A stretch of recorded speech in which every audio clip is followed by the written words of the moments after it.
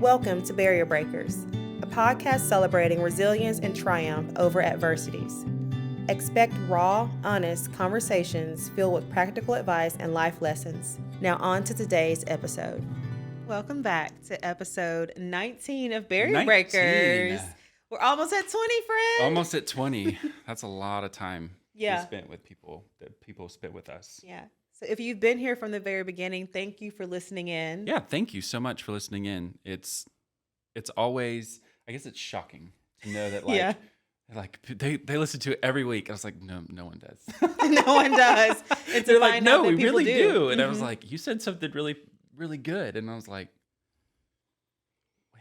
when? Oh, on the podcast. I was like, they do watch, listen, watch. And for the people that watched from the very beginning, thank you, because it was a struggle. Oof. The set, the timing, the look, the sounds, the lighting. The ands and the ums, I've been told.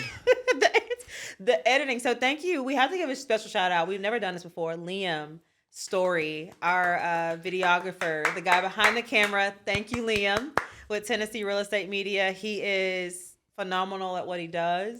He is, and there's passion in his in his purpose. Like, there's a lot of times that I see things and I'm just like, what did I say? Let's not go there. What did I say? No, I was like, what did I say? I was like, there's no flavor in the soup, Cindy. like you can't.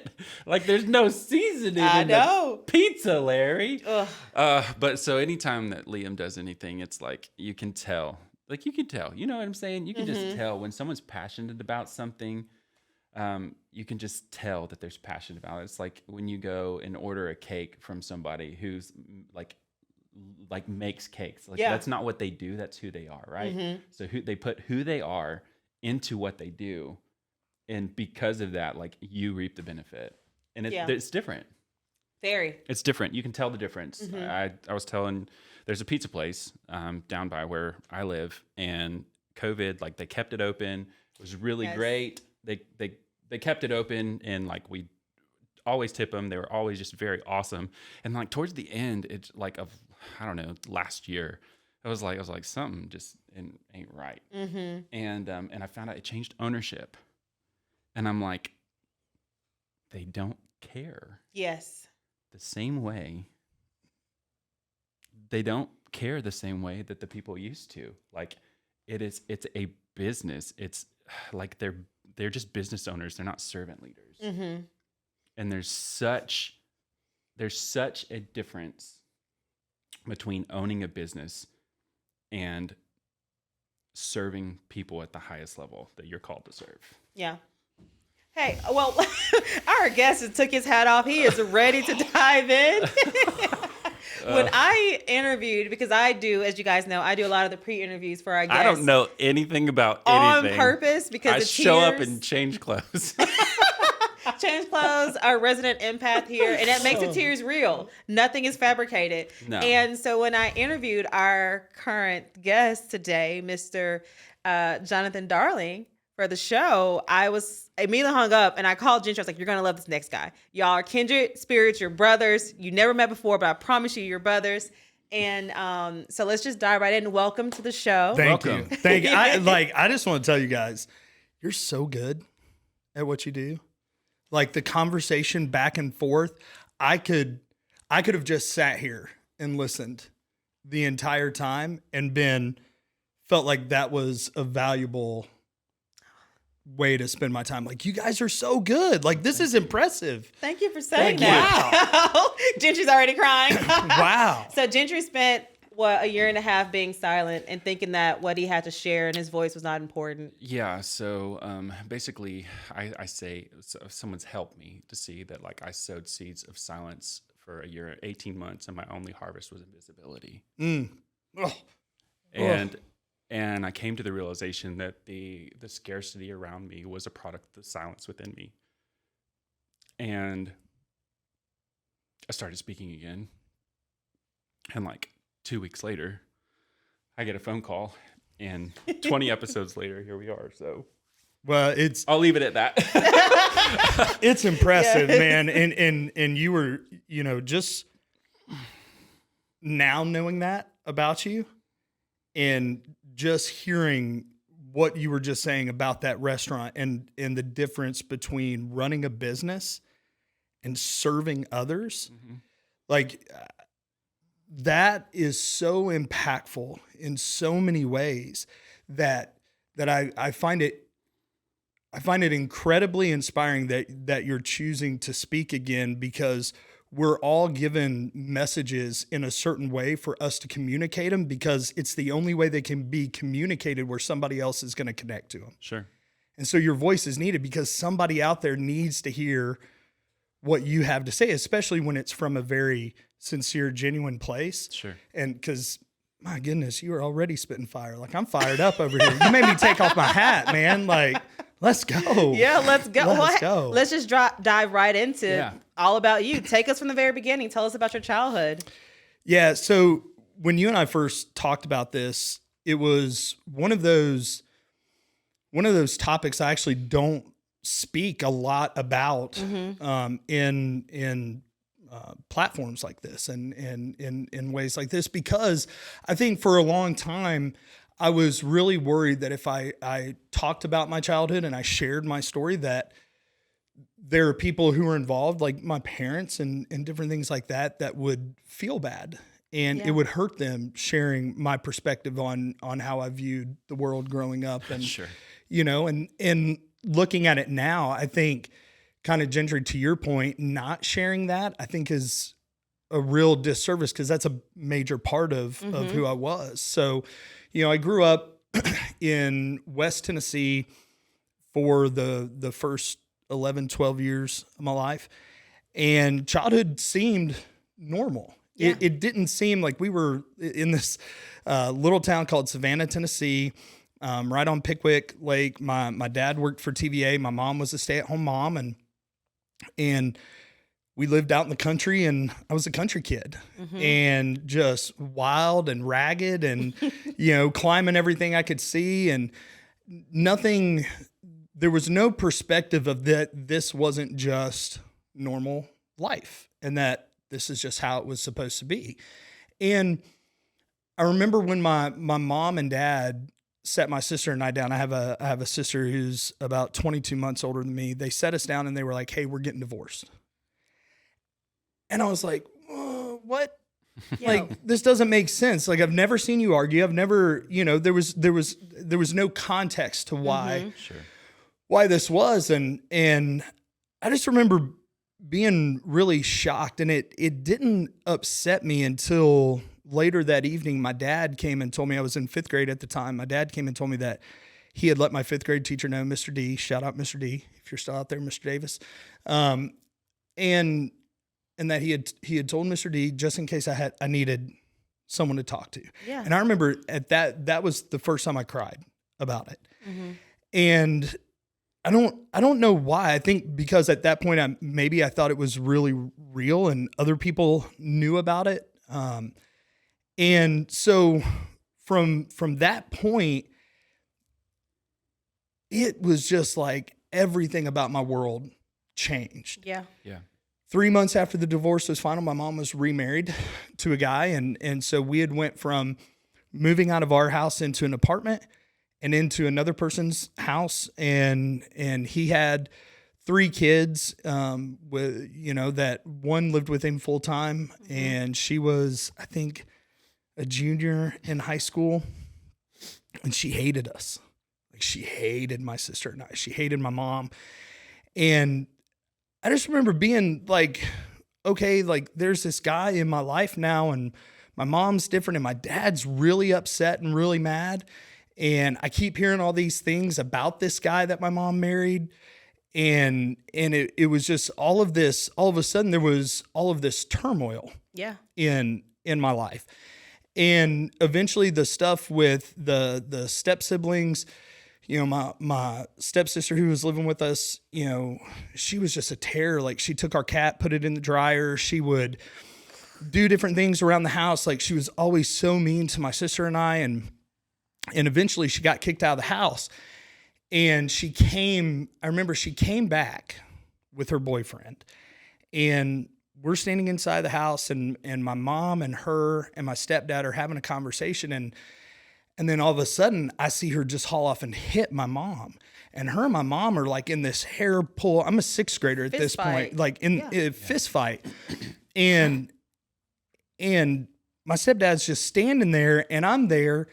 And then the next thing you know, I've got a golf club and I'm in between them. And I'm just, it was the first time I really felt rage, just rage in my heart. And that happens. One of the other stepsisters tried to run my mom off the road. And the next thing you know, we're moving to Indiana. And for those next 4 years, so from 7th grade until about my sophomore year, my mom and that guy got married and divorced 3 times. So he would come up, he would leave. Wow. And every time he would leave, my mom would fall into a depression and she would go to bed. And so I'd wake up in the morning, she was crying. We'd go to bed in the evening, she was crying. And it was at that point I was 12, almost 13. My sister was 15, almost 16. And I had a job to help pay bills and buy groceries because we were just so poor. And it's funny when I say stuff like that, because it's not like when my parents were married, we had a lot of money. Yeah. But like it went from not wondering where things were going to come from or whether or not we'd be able to afford the heating bill to standing in front of the oven in the mornings in Indiana with the oven on because we couldn't turn the heat on in our house. Yeah. And it just progressed to this whole worldview that I ended up having because of my circumstances of, well, life is just survival. And being very aware of this idea that nothing was ever going to be better in life. Like that, this was going to be what my life was like for the rest of my life. And there wasn't really a lot of people around me that were communicating differently. They were communicating a lot of the same stuff of like, oh, you want to go to school to do that? Yeah. You're not, I mean, you got to be really smart, John. And are you sure about that? And you're poor. It's like an ecosystem that's just feeding insecurities. Yeah. And like making you live, like cultivating and limiting beliefs. Yes. Yeah. And it's funny because you can, I think there, especially as you're growing up, if you're not really careful about who you allow to speak into your life. That's right. And for so long looking for that person to be the one to speak into my life in that way, to be that catalyst of self-belief versus any endeavor that I chose to pursue, there was always this, but kind of conversation. Yeah, but you've never done that before. Yeah, and it was just this cycle that kept coming around. And from that point on, for a long time in my life, it was just this mindset of I have no value or nothing really to give to the world. And I was lost for a long time there. Yeah. It's amazing how things like that suck you in, like, and you don't understand it when you're going through it, but you just don't know anything else. Yeah. Like it, and the thing is, you look for affirmation and encouragement, and all you find is people feeding your insecurities. And so when people feed your insecurities, then like you start to believe them, right? Yes. And so you're kind of, it's like you're your own worst enemy at that point. Yep. Well, and I remember, I went to college because that's all my friends were, and I had no clue what I wanted to go to college for. Well, we did. Yeah, it was just like, hey, you're graduating, go to college. Yeah. And so I went to college, and for the first time I was out from under this dictatorship of of my parents, because no matter what, my mom still kept a pretty hard thumb on us. Now my sister figured it out, and navigated it differently than what I did, because my sister was a little bit more wild than me. I was so terrified of screwing up. I call it allergic to getting in trouble. Yeah, I was terrified. I said my first cuss word like after my senior year, senior night football game, and it was one. And I thought, oh it's all over from here. Yeah, I'm like, oh my gosh, my parents are never going to forgive me, because I said it in front of them, and But once I left and went to college, there was almost this overwhelming sense of freedom that the chaos in my life, I now got to choose. Mm-hmm. I was no longer a victim, and I hate even using it this way, but I was no longer a victim to somebody else's choices. Yeah. Sure. I got to go screw up on my own, and I did that really, really well, and spent about 6.5 years in college trying to figure it out. And I even remember at a time, a young lady that I was dating in college that I had thought at that point in time she was going to be the one. Sure. And I remember her mom telling her that, if you marry John, you're going to be living in a trailer and drinking out of plastic cups and eating off of paper plates for the rest of your life. He's a loser, and you will always have to be the one to provide, and he's never going to go anywhere in his life. And so she broke up with me. Smart choice if that's what your mom is telling you. If it's from the top. Yeah, and so everything about that, it was just this continual misunderstanding of who I was, because I was listening to the opinions of what everybody saw. Mm-hmm. But I knew, like, down deep in here, I was like, man, like, this can't be life, but I'm obviously harvesting the seeds that I'm planting. Sure. And it was always, okay, well, that harvest sucked. How far away can I run and see if it changes? But, quickly learning that if I don't change, it doesn't matter where I go. Yes. It's all going to be the same. Mm-hmm. Yeah, people often I'm going to move. I hear this a lot. I'm going to move out of Memphis. Memphis just sucks. Granted, Memphis is what it is, but I'm like, you can't take that same mentality to Houston, Texas, and think that life is going to be abundant if you're still thinking the way you were back home. Yeah, stinking thinking follows you wherever you go. Thinking. And I graduated from college and I ran to Los Angeles, and so I moved to LA, and the year I spent there, thank God he chose to bless me, whether or not I was choosing, that life. I met my wife there, and so I brought something really good back from California. Sure. But when I was there, a lot of times people ask, well, how was California? I was like, I don't really remember a lot of it.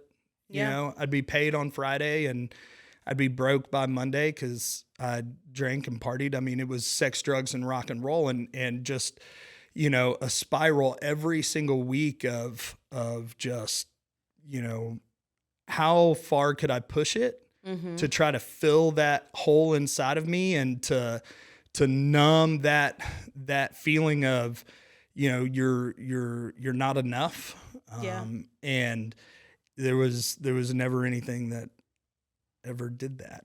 Of course not. Yeah. Was your wife the catalyst to make you have change, or what was it? It was interesting. It was January of, I can't even remember the year, but I remember the morning. We had gone out in LA. It was a bender. Like, we had gone out to some clubs, and we had tied one on, and I lived in an apartment with a 2-bedroom apartment in Burbank with 4 dudes. Mm-hmm. That's the only way we could afford it. And I slept on the couch. Mm-hmm. So, all of my stuff was still a year later, still in suitcases. And I remember waking up on the couch, all my roommates were gone. I had the day off, and I heard this audible voice say, if you don't leave, you're going to die here. And I thought, I am still so effed up right now. Like, I'm still high. I'm still drunk. Like, I'm hearing voices. And I heard it again. And I'm looking around going, like, where is this coming from? Yeah. And immediately I got up and I started looking for a job, and I left for Alabama, and I moved to Alabama. And it was during that time I had left. I had just started dating my wife at that point too. And it was like 2 weeks later, I was like, peace, I'm out. Yeah. I'm moving to Alabama. I'll see you later. And I get to Alabama, and I'm running a personal training studio at this little gym in Rainbow City, Alabama. And all of a sudden, all these people started talking to me about God and faith and all of this stuff. And I would tell them, I'd be like, look, I know where I'm going when I die. I know I'm going to hell. There's no changing that now. Yeah. Because I still lived so anchored in my past, and it was, everything was weighing me down. And I just believed that's where I was stuck regardless. And one night driving home on the side of the road, I just pulled over, and I was just weeping uncontrollably. And I was like, I don't know what's going on right now. Like what's wrong with me? And so I called my aunt Ann, and she asked me, she was like, do you know Jesus? I was like, nope, obviously not. Like, you've seen my life a little bit. And, I told her, I was like, I don't think there's any way I can ever be forgiven for the things that I did, because I knew them. I did them knowing that it was not the best choice. Sure. Yeah. And she said, yeah, that's not right. That's not true. And so right there on the side of the road, in 2008, February 18th, 2008, I gave my life to Jesus. And that really kind of started this new trajectory in my life where at a certain point I was living my life trying to prove everybody wrong. And if it wouldn't have been for that day in February, several years later, I don't think that I would have ever come to the understanding that it's about me proving God right and what he says about me versus trying to prove everybody else wrong. And that absolutely has changed everything in my life. Everything. Yeah. So take us from that side of the road, February 18th. Take us from that day. So I know you and your wife get married. Yep. How did you present this new person to your wife? Poorly. So bad. I would say my wife and I had a very worldly relationship at that point. Yeah. And I remember calling her. She hadn't even moved to Alabama yet. And I remember calling her and being like, yo, I don't think that we can do some of the things that we've been doing and have the type of relationship we've been having, because I'm a Christian now and I love Jesus. And so we can't do that. And I actually ended up breaking up with her. I'm such an idiot. And I broke up with her after I actually told her I loved her. I told her I loved her. And then the next day I asked her if I could take it back. And I love you, honey. But it was one of those things that I knew my life had changed in that moment, but I didn't really start making a lot of different choices to change either. And it was a lot of still the same, wanting different results, but doing a lot of the same things that I was doing before. I was still drinking a lot, I was still very much so this type of person that I was going to beat you to show you that I could. Yep. And that was the pursuit of everything that I did in business. When I got into sales and all this stuff in 2010, everything was about, I'm going to beat you, and I'm going to be the best that anybody's ever seen. And I remember the same girlfriend's mom with the first house my wife and I bought, she made a comment on Facebook of like, oh, that house is so beautiful. I'm so proud of you, John. And I was like, yeah, eat that. Mm-hmm. Like, eat that. Yeah. Because I, you know, and it sounds awful because I mean this. Back then, my heart was different, but you know, her daughter was not in a great spot, and I was like, yeah, I guess. Yeah. Guess like, you sucks to suck. Guess you led her wrong. You know, like this could have been her. But you know, there was all of that, just that negativity in me. And that negativity of wanting to prove everybody wrong was so draining, and it was so defeating, and it was this constant mental battle of, hey, you're really not enough. You know, eventually you're like, what they think about you is going to be right. And any screw up that I would have, immediately that would be the attack on me was see, I told you you couldn't do it. Told you weren't enough. That's right. And so fast forward to 2015, I start writing a little bit more. I start studying leadership because I'd become obsessed with leadership and learning what it was and wanting to be a leader so bad, but mostly because of the title of being a leader.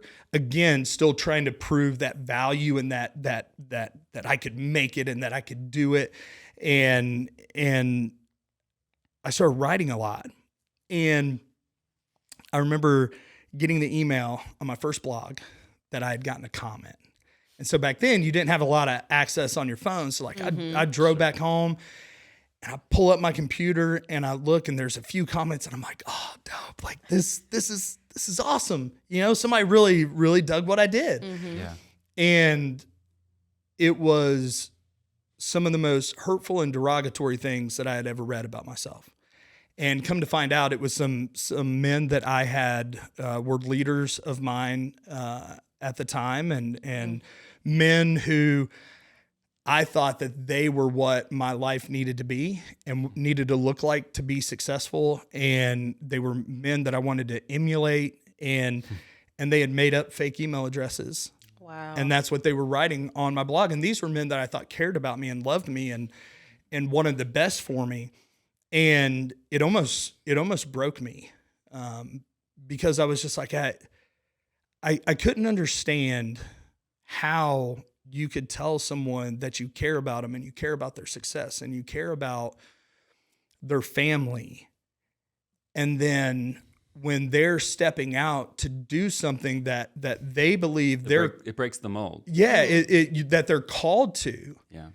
That you've got to pour water on that fire. Because if they can't clone you, they'll disown you. Yeah, and it was heartbreaking. Yeah. And I remember just battling with that for so long of just thinking like it doesn't matter what I put out there. That's what people think of me. Mm-hmm. And it wasn't until, as crazy as it sounds, I had read a book called Unbreakable. And it's by a Navy SEAL by the name of Tom Shea. Yeah. Mm-hmm. And Tom's incredible. And in the book, he talks about, it's all letters that he's writing while he's in Afghanistan, right? To send home to his kids. And he was talking about one of the things that he wanted his kids to do is to learn how to honor their word to themselves and how to stay committed regardless of the excuses. And so he challenges them to go walk for 24 straight hours. And he says, anybody can go walk for 24 straight hours. There's just excuses that they make as a valid reason to quit or to not do it. Mm-hmm. And everybody's going to have an opinion about how crazy it is to go walk for 24 straight hours. And they're going to tell you it's the dumbest thing ever. You can't do it. And everybody's reasoning and opinions are going to be real. Yeah, they're valid. But can you honor your word to yourself? Can you commit? And Tom just happened to take people and go walk for 24 hours. So I hit him up and I was like, hey, like, I want to do this. And I remember even getting ready for that process, being told, what are you doing? Mm-hmm. Like, you've never done that before. Yeah. You're like, that's stupid. Yeah. That's the dumbest thing. John, you always commit to things and get really excited, but you never follow through. Mm-hmm. And here's the thing. They weren't wrong. Mm-hmm. Yeah. But at what point do we stop telling people who they were and start speaking out who they can be? Yeah. Like there's a point in our life where we have to decide, like, look, I might not understand it, but I'm either gonna point out everything that they were, or I'm gonna speak into who they can be, and ultimately help be the gasoline to that fire, so that they can ultimately see the choices and where they've settled in the past. They don't have to, because they weren't created to. And so I went and walked for 24 straight hours. And Tom's smart; he gives you the T-shirt at the beginning. Because if you quit, you already got it. Most people, they give it at the end to show you finished. Tom gives it at the beginning because he wants to give you every reason why you could go home and lie that you finished it. And I just remember 17, 18 hours in, I was like, every mistake, every story, every person's comment, everything negative that I could think of, in telling myself that this is dumb. I need to quit. This hurts. We were like 40 miles in at this point, and and it's 3:00 in the morning, and you're like, this is stupid. I hurt. I could just go home. And I knew I could. I knew I could just quit. And everything about me said you were going to.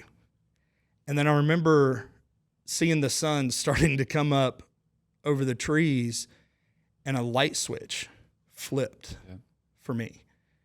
And it was like, if I can do this, I can do anything. Yeah. And it really started propelling me to no longer worry about whether or not someone agreed with what I was doing or thought it was a good idea, or if someone, backed me or encouraged me. If it was something that I was given, then I'm going to pursue it. And that led to more writing, getting opportunities to speak, getting turned down for countless number of TEDx talks now. Yeah. I can't even keep count. And then eventually in 2018 going, you know what? I'm tired of waiting for TED. Yeah. Mm-hmm. So I'm going to put on my own leadership event, and started Impact Knoxville, and was cold calling people on LinkedIn, speakers, and being like, yo, you want to come speak at this leadership event? I can't pay you. And I've never done this before. I don't even have a venue yet, but this is what we're going to do. Yeah. And having like 100 people show up, we raised about $2,500 for A21, a group that fights against human sex trafficking. And then we were able to put on a second one, and it was virtual and in person, and we had people from all over the world, Spain, Australia, England, Italy, Ireland, all over the U.S. tuning into it. And as I was pursuing those things, having so many barriers put up, in people being, like, who's going to come to this thing? Who's going to do this? Oh, you started a podcast? Who's going to listen to your podcast? Nobody's going to read your stuff. Being told no one is ever going to pay you to come speak on leadership, John, because you have no clue what you're talking about, and you're not this awesome, great speaker. And now looking back and being able to be like, man, it's not my full-time job yet. Yeah. Yet. That's good. But it will be. Yeah. Mm-hmm. Because I know who I am now. I know what's possible now. And, I have a friend who asked this question on his podcast, and it's a great question. Shout out Carlo Navarro. He said, if someone was to go into a library, and there's all these books, and every book is a chapter of your life, and you were to give them, you could choose what chapter of your life you would want them to read. What would you choose right now? Yeah, I would say mine isn't written yet, honestly. Yeah, because it only gets better. Yeah, exactly. It only gets better. That's hope. Yeah, because it's either we wake up and today is the best day of our lives, or or we're living in a world where our best days are behind us. Like today is the best day of my life because I'm alive.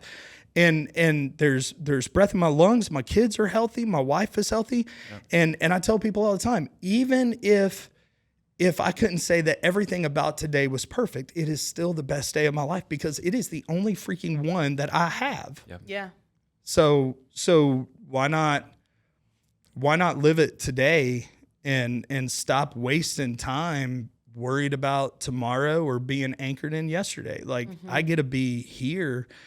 And man, it's such a powerful place to be. Yeah.